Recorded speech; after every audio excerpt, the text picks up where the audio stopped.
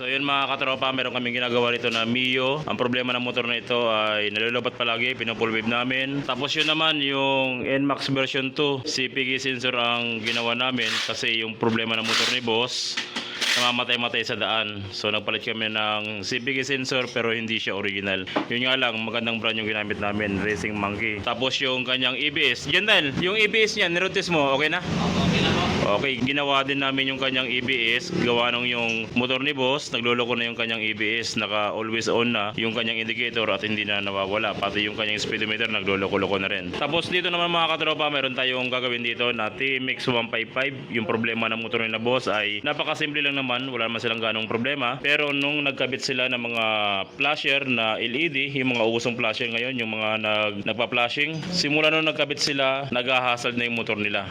Pag kinaliwa mo, kung mapapansin nyo, nag-hazard.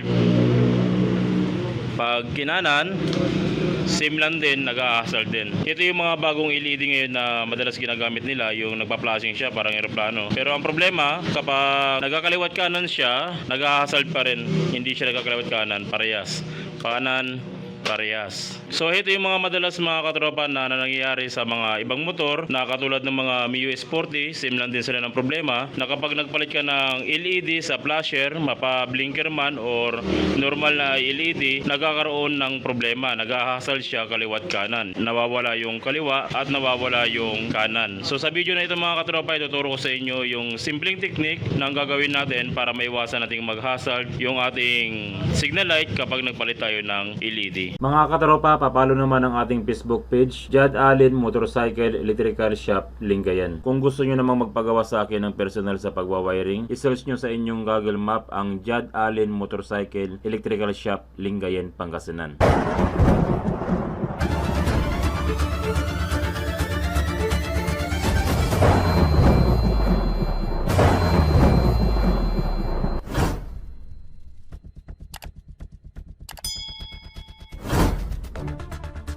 So bakit nga ba nag-hazard mga katropa kapag nagpapalit tayo ng LED, bigla na nag-hazard? Bakit? Ano yung mga dahilan kung bakit nag-hazard? Una, ang dahilan dyan mga katropa, may mga motor kasi na yung indicator ng signal light sa dashboard ay isa lang. Hindi katulad ng mga ibang motor na mayroon siyang left indicator at right indicator ng signal light. Pero sa mga TMX, ang makikita yung indicator ay isang ilaw lang. Katulad din ito ng mga Mio S40 kasi same din na sila ng problema na kapag nagpalit ka ng LED, nag-ahasal siya kaliwat kanan kasi nga yung kanyang indicator ay iisa lang. Yung left tsaka right, iisang ilaw lang yung kanyang indicator. So same lang din dito sa TMX, kung mapapansin nyo, iisa lang din yung ilaw ng ating indicator. Kaya kapag nagpalit kayo ng LED, mag-ahasal talaga siya kasi napipick up nung kabilang ilaw papunta sa indicator at naibabato niya sa kabilang ilaw din. O kaya naman kapag nag-signal light kayo ng kanan, mapipick up ng ilaw ng ating indicator yung signal light ng kanan at ibabato niya sa kaliwa, kaya nagkakaroon ng hazard.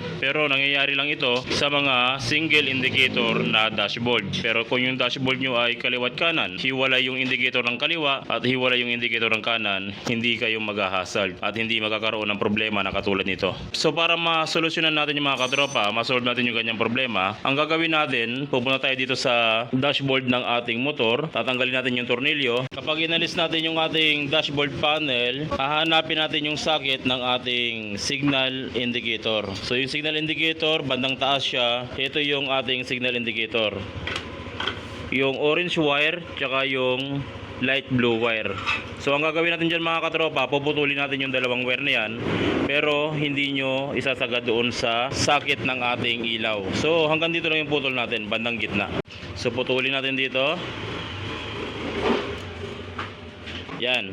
Pagkatapos nating maputol, dito muna tayo sa socket ng ating ilaw. Yung isang wire ng ating ilaw, ilalagay natin sa ground ng ating motor.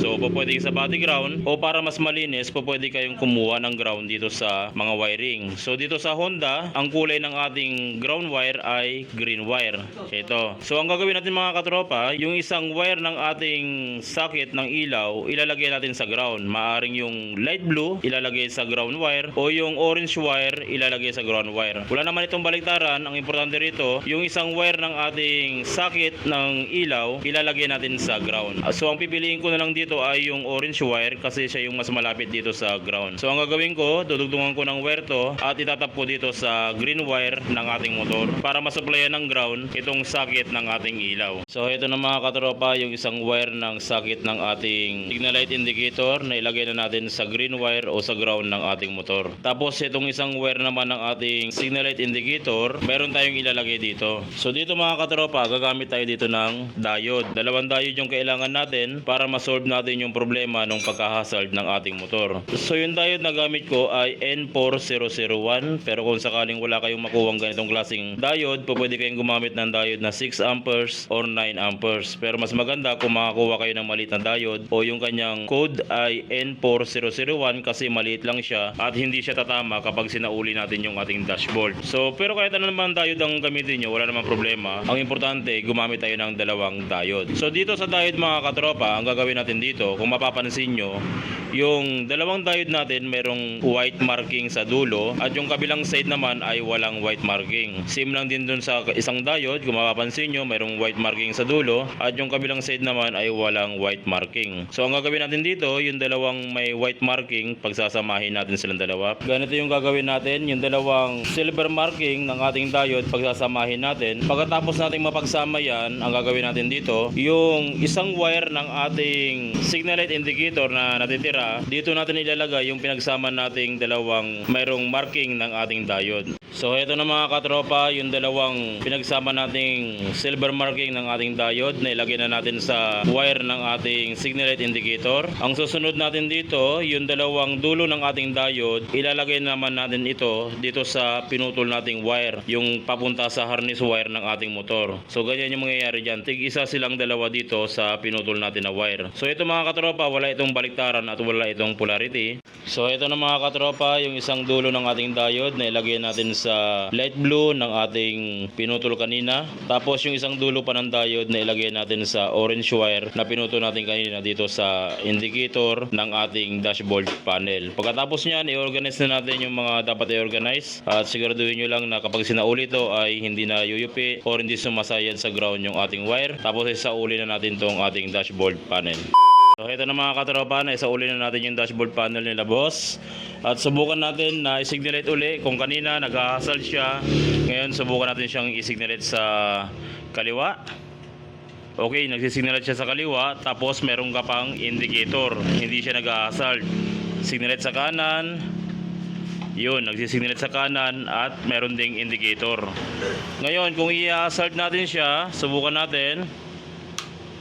Yun, kung mapapansin nyo, may hassle siya, tapos meron din siyang indicator. Hindi natin inalis o dinisable yung indicator, kundi minodify lang natin siya gamit yung diode tsaka wiring. Okay? So, patayin natin yung hazard, signal light sa kaliwa, good, normal, signal light sa kanan, normal.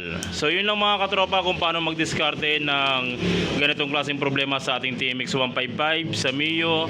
Same lang yung gagawin natin na proseso ng wiring. Kailangan yun din ng dalawang diode pag sakaling Mio, Amore, Sporty ang inyong gagawin kapag nag-hazard, kapag nagpalit kayo ng LED sa inyong mga dashboard panel at single indicator yung signal light dito sa inyong dashboard panel, dalawang diode yung kailangan natin. Hindi na mag-hazard ang inyong motor at buhay na buhay pa ang inyong signal light indicator. Mapa signal light man or mapa hazard, mayroon kang indicator. So yun lang mga katropa, maraming salamat sa walang sawang pagsuporta sa ating channel. Sana tuwing nanonood kayo ng ating video, marami kayo natutunan na gamit nyo sa inyong panghanap buhay o sa inyong pagdi-DIY. Maraming salamat mga katropa. God bless at ingat palagi sa pagwawiring.